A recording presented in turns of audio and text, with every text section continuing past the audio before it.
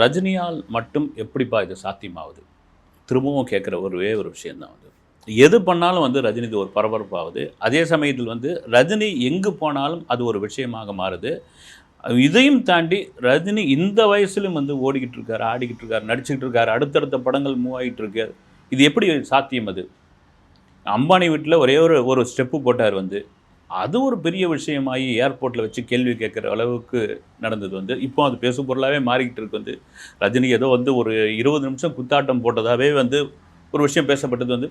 இதையெல்லாம் மீறி வேட்டையன் வேட்டையன் படம் தாசே ஞானவேல் இயக்கியிருக்கிற ஜெய் பீம் டைரக்டர் இயக்கியிருக்கிற படம். இது வந்து சமூக அரசியல் பேசுமா அல்லது வேறு ஏதாவது பிரச்சனை பேசுமா? ரஜினி இதுக்கு ஒத்துப்பாரா? ஏற்கனவே காலா காபாலியில் நடித்து அதிலிருந்து அப்படியே மீண்டு வந்து தான் இப்போ வந்து ஜெயிலர் அவருக்கு வேறு விதமான ஒரு கலரை கொடுத்துருக்குது. திரும்பவும் போய் ஒரு சமூக அரசியல், ஒரு ஜாதி அரசியல் இதுக்குள்ளெல்லாம் போய் அவர் சிக்குவாரா அப்படின்ற ஒரு கேள்வி. சரி, வேட்டையின் கதை ஒரு முன்னாள் என்கவுண்டர் போலீஸ் அதிகாரியுடைய கதை அப்படின்ற ஒரு ஒன்லைன் இப்போ வரைக்கும் ஓடிக்கிட்டு இருக்கு. மேபி அதுவாக கூட இருக்கலாம். அமிதாப் பச்சன் நடிச்சிருக்காரு. முக்கியமாக அவருடைய திரையுலக நண்பர், 40-50 வருட கால நண்பர். ஏன்னா அமிதாப்புடைய படங்களை எல்லாம் ரீமேக் பண்ணி தான் ஆரம்ப கட்ட காலத்தில் ரஜினி வந்து ஒரு பெரிய வெற்றிக்கான ஒரு விஷயத்தை இங்கே கொண்டு வந்தார். அதை பற்றியும் பின்னாடி பேசுவோம்.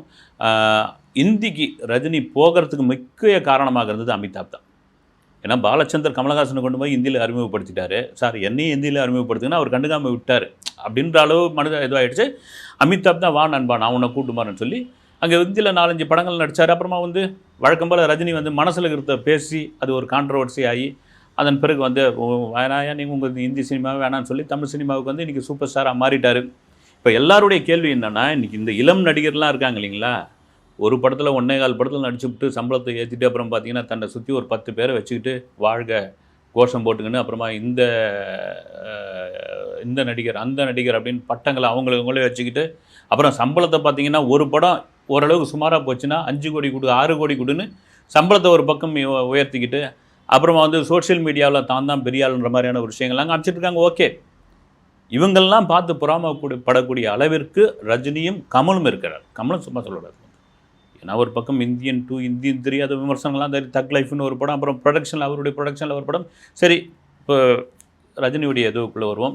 வேட்டையன் படம் தீபாவளிக்கு வருமா? சிவகார்த்திகனுடைய அமரன் படத்தினுடைய கிளாஷாக இந்த படம் அமையுமா? இல்லது அமரன் படத்தோடு விடாமுயற்சி வருமா? இல்லது தீபாவளிக்கு பிறகு வேட்டையன் வருமா? இந்த மாதிரியான விஷயங்கள் வேட்டையின் மீது தான் வந்து நேற்றுலாம் சோஷியல் மீடியாவை தெருக்கி விட்டாங்க. ரஜினி ரசிகர்கள் வந்து லைக்காவை டேக் பண்ணி வேட்டையின் அப்டேட் என்ன, வேட்டையின் ரிலீஸ் டேட்டை சொல்லுங்கள் அப்படின்ற அளவுக்கு ஆகிடுச்சு. இப்போ இந்தியன் 2ல் லைக்கா நிறுவனம் கொஞ்சம் ஸ்ட்ரகிளில் இருக்காங்க. ஏறக்குறைய வேட்டையின் வந்த பிறகு அவங்க ஒரு பெரிய மாபெரும் இட்படமாக மாறினால் மறுபடியும் லைக்கா வந்து ஒரு பெரிய இடத்துக்கு வந்துடலாம். Right, okay. அது தவிர பார்த்திங்கன்னா கூலி படத்தினுடைய படப்பிடிப்பில் இருக்கார். ஒரு பக்கம் ஒரு படம் ரிலீஸுக்கு ரெடியாக இருக்குது, இன்னொரு பக்கம் பார்த்திங்கன்னா கூலி படத்தினுடைய படப்பிடிப்பில் இருக்கார். அடுத்து வந்து சில படத்தினுடைய கதைகள்லாம் கேட்டுக்கிட்டு இருக்காரு. இதெல்லாம் ரஜினியோட ஸ்பெஷலுங்க வந்து. இது தீர்மானிக்கப்பட்ட விஷயம் அல்லது வந்து தன்னை சொல்லுவாங்க இல்லைங்களா, சார் நான் ஒரு எழுத்தாளராக மாறணும், இல்லை நான் ஒரு நடிகராக மாறணும் அப்படின்னு ஒருத்தர்கிட்ட போய் கேட்டபொழுது அவர் என்ன சொன்னார் வந்து, உன்னை சுற்றி இருக்கிறவங்களை வந்து நீ கவனி, உன்னை சுற்றி இருக்கிற சம்பவங்களை நீ பாரு, நீ எழுத்தாளனா இல்லைன்னா நீ வந்து கலைத்துறையை சேர்ந்த ஒரு நடிகனாக மாறலாம் அப்படின்னு. எல்லாமே நம்ம சுற்றி தாங்க இருக்குது வந்து. நாம் பயணப்படுற மனிதர்கள், நாம் சந்திக்கிற மனிதர்கள், அவர்களுடைய அனுபவம், அவர்களுடைய சொல்கிற கருத்து இதுதான். இதுக்கு நீங்கள் போயிட்டு தியானம் பண்ணுறதோ அல்லது மலை உச்சியில் போய் உட்காந்து தவம் பண்ணுறதோ தேவையே இல்லவே இல்லை. அதுக்கு ஒரு உதாரணம் சொல்லணும்னா, ரஜினிகாந்த் பெங்களூர்லேருந்து சென்னைக்கு ஃப்ளைட்டில் வராரு. ஃப்ளைட்டில் உட்காந்துக்கிட்டு இருக்காரு. ஃப்ளைட்டு கிளம்பு போகுது. ஒரு பாட்டியம்மா நேராக வராங்க. அப்படின்னு நெருங்கி வராங்க ரஜினிகிட்ட. அவர் வந்து ரைட்டு ஒரு ரசிகை வராங்க அப்படின்ட்டு அப்படி சிரிக்கிறாரு. சிரித்த உடனே அப்படி பார்க்குறாங்க. உன் படம் பார்த்தேன் நான், நீ வந்து மகான் ராகவேந்திரா நடித்த அவர், ஆனால் கெட்ட வார்த்தை பேசி ஒரு படத்தில் நடிச்சிருக்கிற, இதெல்லாம் நல்லதில்லை, இதெல்லாம் சரியில்லை, உங்கள்கிட்ட வந்து நான் எதிர்பார்க்கல, அப்படியாப்பட்ட மகானாக தான் உன்னை பார்த்தேன் நான், நீ வந்து ஏன் இப்படி நடிக்கிற அப்படின்னா அந்த பேரன் வந்து பக்கத்தில் இந்த பேரன் பதட்டமாயிட்டார். பாட்டி எதுக்கு போகிறாங்கன்னு நினச்சிருந்தவர் ரஜினிகிட்ட போய் பேசணுன்னு அந்த பேரன் ஓடி வந்து சாரி சார்னு ஒன்றும் இல்லைன்ட்டு ரஜினி என்ன பண்ணார், அப்படி சிரிக்க ஆரம்பித்து ஓகே இனிமேல் நான் கரெக்டாக பண்ணுறேம்மான்னு அந்த பாட்டிம்மா வந்து உட்காந்துட்டாங்க. அந்த பேரன் திரும்பவும் ரஜினி ஏதோ கோச்சிக்கிட்டாருன்ட்டு சாரி கேட்குறாப்புல. இல்லை தம்பிட்டு ரஜினி வந்து கொஞ்ச நேரம் அப்படியே கண்ணை மூடிட்டாரு. அந்த ஃப்ளைட்டில் உள்ளவங்க எல்லாம் அப்படியே ரஜினியை பார்த்துக்கிட்டு இருக்காங்க, எல்லோரும் கவனிச்சிக்கிட்டு இருக்காங்க. ரஜினியோட மனசில் அப்படியே அப்படி கண்ணை முடின்னு அவருக்கு என்ன தோணுது, வந்தது வந்து அந்த பாட்டி கிடையாது, மகான் ராகவேந்தர் தான் அவர் வந்து முடிவு பண்ணுறார். வந்தது அந்த பாட்டி கிடையாது. அவருடைய பாயிண்ட் ஆஃப் வியூ, அவருடைய நம்பிக்கையில் ராகவேந்தர் தான் அந்த பாட்டி உருவத்தில் வந்து தனக்கு இப்படி ஒரு அறிவுரையை சொல்லிட்டு போயிருக்காங்க. என்ன காரணம்னா 1986 மர்த் அப்படின்ற ஒரு இந்தி படத்தை தமிழில் ரீமேக் பண்ணுறாங்க. ரஜினி அதில் நடிக்கிறார். அந்த படம் பேர் வந்து மாவீரன். ராஜசேகர் டைரக்ஷன். பெரிய எதிர்பார்ப்பு அந்த படத்துக்கு.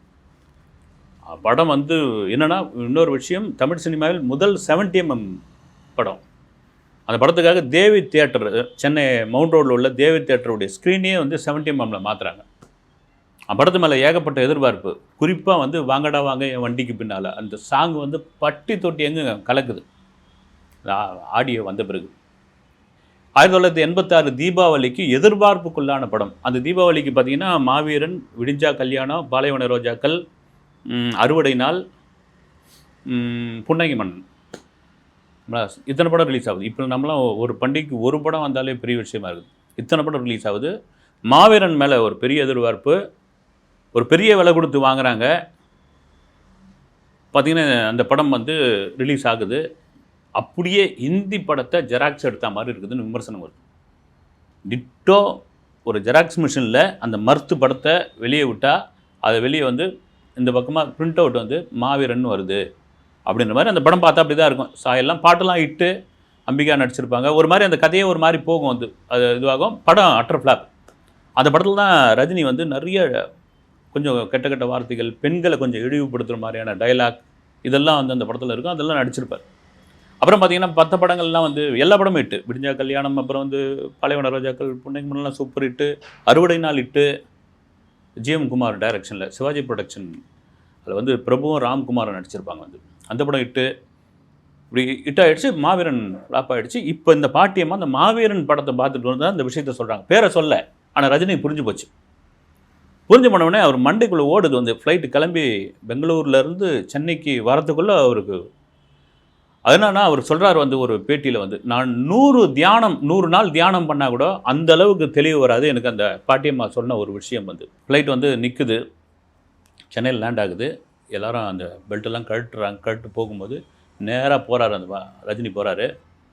அந்த பாட்டியோட காலை தொட்டு ஆசீர்வாதம் பண்ணி, இனிமேல் எல்லா படத்துலையும் கரெக்டாக நடிக்கணுமா, அது மாதிரியான டபுள் மீனிங் டயலாக் வராது அப்படின்னு அந்த பேரம் பார்த்த அதிர்ச்சி ஆகிறார். வந்து என்னென்னா, நம்ம பாட்டி போய் சொன்ன ஒரு விஷயத்தை எவ்வளோ சீரியஸாக எடுத்துக்கிட்டாருன்னா, இவர் எவ்வளோ பெரிய ஒரு நடிகனாக இருப்பார்.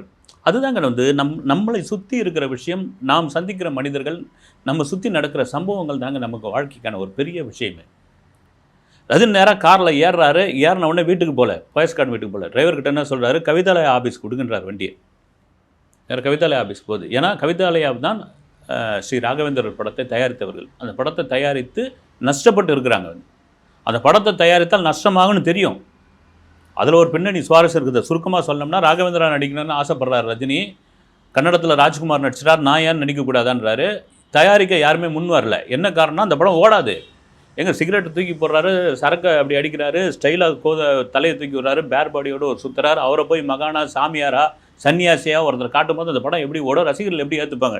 நிச்சயம் ஏற்றுக்க மாட்டாங்க. ஆனால் பாலச்சந்திரகிட்ட போயிட்டு எனக்கு ஒரு பிறந்தநாள் பரிசு அந்த படத்தை தயாரித்து கொடுங்கன்றார் வந்து ரஜினி. தான் சிஷ்யை கேட்டார் அப்படின்றதுக்காக பாலச்சந்தர் வந்து தயாரித்து கொடுக்குறாரு. SP Muthuraman direction. அந்த படம் வந்து போன வேகத்தில் பொட்டியெல்லாம் திரும்பிடுச்சு. கவிதாலயாவில் போய் கார் நிற்குது. உள்ளே போனவுடனே பாலச்சந்தர் சார் இருக்காருன்னே அவர் பதட்டமாயிட்டார். வா ரஜினி உட்கார் ரஜினின்றாரு. உட்காந்தவுடனே அப்படியே உட்காந்து ஒரு காஃபி சாப்பிட்றாரு. சாப்பிட்டு முடிச்சுட்டு, சார் ஃப்ளைட்டில் என்னை ஒரு பாட்டி இப்படி ஒரு கேள்வி கேட்டாங்க, எனக்கு இன்னும் அதாவது தொண்டையில் மாட்டின மீல் முள் மாதிரி எனக்கு அப்படியே உறுத்திக்கிட்டே இருக்குது அப்படின்னு சிரிக்கிறாராம்பா கேபி சார்.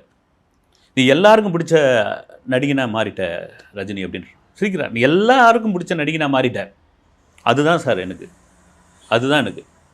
ரெட்டை வசனம் அர்த்தம் இருக்கக்கூடாது, பெண்களை இழிவுபடுத்துகிற டைலாக் இருக்கக்கூடாது, அது மாதிரி காட்சிகள் இருக்கக்கூடாது. எனக்கு ஒரு ஃபுல் கமர்ஷியல் பேக்கேஜாக ஒரு படம், நல்ல கதை அம்சம் உள்ள ஒரு படம், ஒரு கதையோட எனக்கு ஒரு படம் கவிதாலயாவில் நீங்கள் தயாரித்து கொடுங்கன்னு என்ன வந்து கரும்பு தின்னு கூலியான்ற மாதிரி சந்தோஷமாயிடுறாங்க.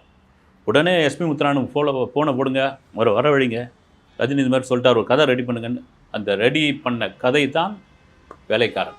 நீங்கள் அந்த வேலைக்காரன் படத்தை பாருங்கள், பக்கா கமர்ஷியல் படமாக இருக்குது. ஒரு கிராமத்தில் தாத்தாவுடைய வளர்ப்பில் இருக்கிற ஒரு இளைஞன் சென்னையில் பட்டணத்தில் ஒரு 5 ஸ்டார் ஹோட்டலில் வேலைக்கு சேர்றான். சொந்த ஹோட்டல்லையே வேலைக்காரனாக இருக்கிறான். ஏன், எதுக்கு? அவ்வளோதான் ஒன்லைன். இது அது எல்லாமே நீங்கள் சென்டிமெண்ட்டு, எமோஷ்னலு, காமெடி, குறிப்பாக வி.கே. ராமசாமிக்கும் ரஜினிகாந்துக்கும், கே.ஆர். விஜயாவுக்கும் ரஜினிகாந்துக்கும், அம்மா மகன் சரத்பாபுக்கும் ரஜினிகாந்துக்கும் அதில் ஒரு உட்காந்துரும். அந்த சீன் இப்போலாம் பார்த்தீங்கன்னா கிரிஞ்சின்னுவாங்க. அந்த அடிக்கிறதுக்கு ரஜினி பண்ணுற அந்த காமெடி இருக்குது அது. அப்புறம் தன்னுடைய பேரை ஸ்டார் ஹோட்டலில் வேலை செய்கிறான், பட்டணத்தில் இருக்கிறான், ஒழுங்காக இருக்கிறானா, பொண்ணுங்க கூட சுற்றுறானான்ட்டு ஒரு வேஷம் போட்டுன்னு வந்திருப்பார் வி.கே. ராமசாமி. நீ என் தாத்தா இல்லை, நீ என் தாத்தா இல்லை, என் தாத்தா இல்லை அப்படின்லாம் சொல்லி அதெல்லாம் அந்த காலகட்டங்களில் மகா ஹிட்டு, சூப்பர் டூப்பர் ஹிட்டு. சொல்கிறதுக்கான காரணம் என்னென்னா, தன்னைத்தானே செதுக்கி கொண்டவர் தான் ரஜினிகாந்த். அப்படி செதுக்கிட்டு வந்தவர் தான். இன்றைக்கி அதனால தான் பார்த்தீங்கன்னா, ஒரு பக்கம் வேட்டையின், இன்னொரு பக்கம் கூலி, அடுத்த படத்துக்கான கதைன்னு ஓடிக்கிட்டே இருக்குது. அடுத்த வீடியோவில் சந்திக்கிறேன். நன்றி.